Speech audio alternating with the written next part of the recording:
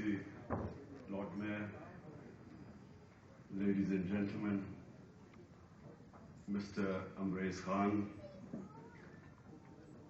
First of all, I'd like to welcome all of you here. Thank all of you for coming here.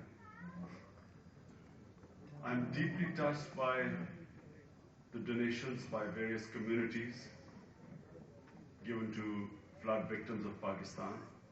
I want to thank them. I want to thank Imran Khan and his team for putting in such an effort. It's the first time I've seen such a large gathering in Leeds. Bear in mind, I've been coming here for 30 years, so this is the first time I see such a wonderful gathering, so thank you.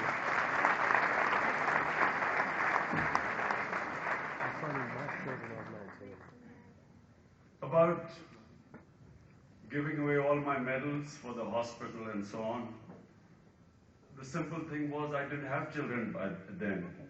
So all the medals went before I had any children. Maybe I wouldn't have given them if I had. But anyway, let me just say, I look forward to your question answers because I don't want to give too big a monologue.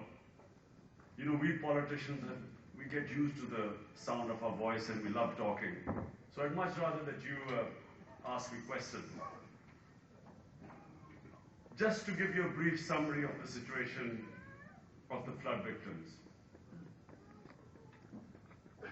The relief stage has passed. Initially, when the floods came and affected 22 million people,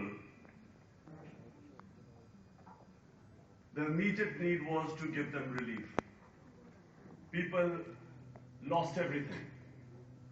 If you can imagine, you wake up one morning and everything is gone. That's what happened to 22 million people. People lost their livelihood. Livelihood meant 80% of the people were subsistence farmers. People who relied on their livestock, who relied on their crops. Everything disappeared. They woke up and there was everything gone. And I witnessed this when I was in Miyawali. I watched the flood in the Indus. And I also watched the embankments being blown up to save the barrage. So I saw this flood water standing up on the high road as the water gushed into the villages. And in front of me, I saw these villages coming out, carrying their children, some with a few bare belongings, men, women, just coming waist-high water, and the water was rising, and coming onto the road which was much higher. So I remember looking at these people. They were in a state of shock, because they stood on the road and were watching the water flooding their houses, the animals gone, crops gone. And so initial stages were relief. You had to give them food. But now the water has receded more or less in all parts of the country. So the problem right now is a much bigger problem: to rehabilitate the people, to put them back on their feet. So this is the real challenge. And all the money that we will collect tonight will go into the rehabilitation. What we are doing right now is we have taken the responsibility of giving wheat seeds to 200,000 families.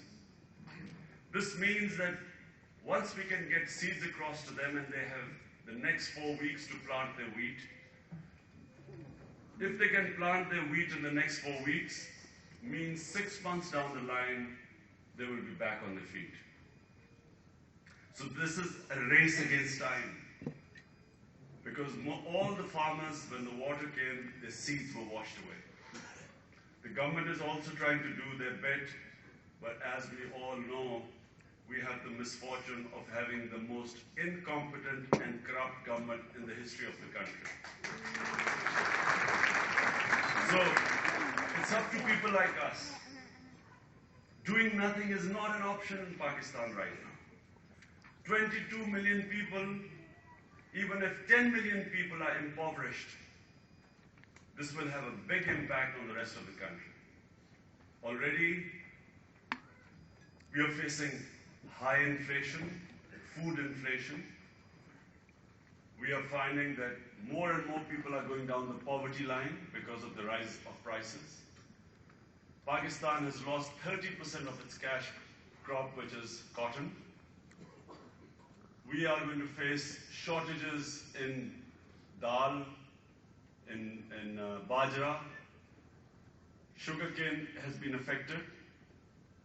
Sugar prices have gone through the roof. The sugar barons are making another killing. But we have lost 1.5 million animals. And these animals are the livelihood of the small farmer. So therefore, the next 6 months are a challenge. We have, as I said, taken responsibility of 200,000 families who we are going to get seeds across to. Already the seeds are going across to people. At the same time, we have taken responsibility of 100 villages. In the 100 villages, we will do everything to set the people up. So we will help them in constructing their houses. We have already opened our 177 houses in one village in Nowshera. I just opened that. And so in these 100 villages, we will help them in them constructing their houses. They will provide the labor, we will provide the material, and the architects, so that the houses are better than before. Then we have a partnership with an NGO called the Orangi Pilot Project. So they will help us in setting up the sewage system. Then we have a partnership with Akubat, which is an Islamic microfinance banking. At 0%, they will give loans to the people, which is probably the best thing to get them back on their feet. Then we have a partnership with the Citizen Foundation schools, so that where the schools have been destroyed, with them, they're experts in school building, so they'll help build the schools.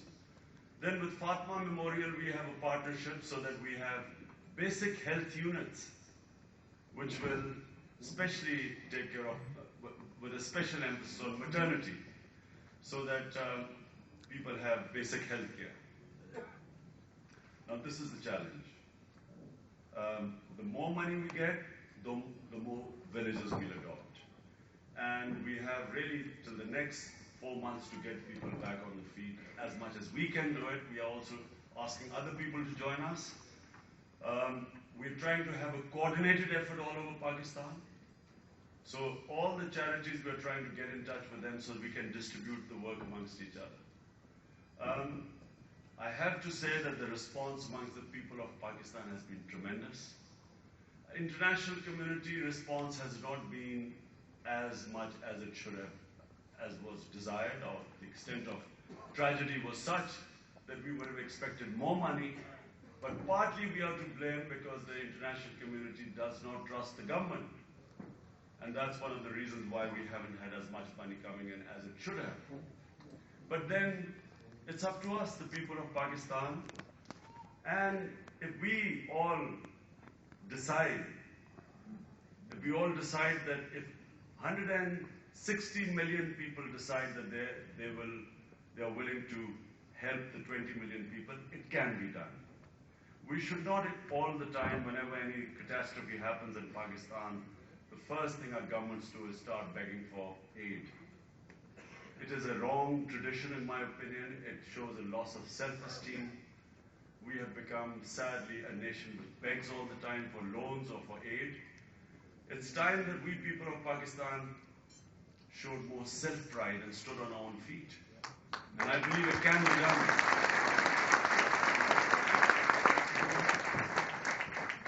And yes, if other communities want to help us, we'll thank them. But we should first of all try and help ourselves. And this is the best opportunity for us to pull together as a nation. In my opinion, this is a defining moment in Pakistan's history. In my opinion, these floods have changed Pakistan forever. And what I feel, that we will see a new Pakistan. By the end of the floods, I think we will see a new country, a new nation.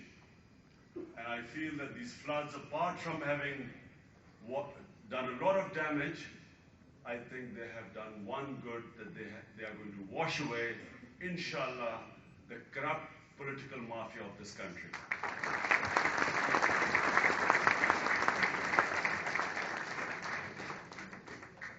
And now I look forward to your questions. Ji Fazil.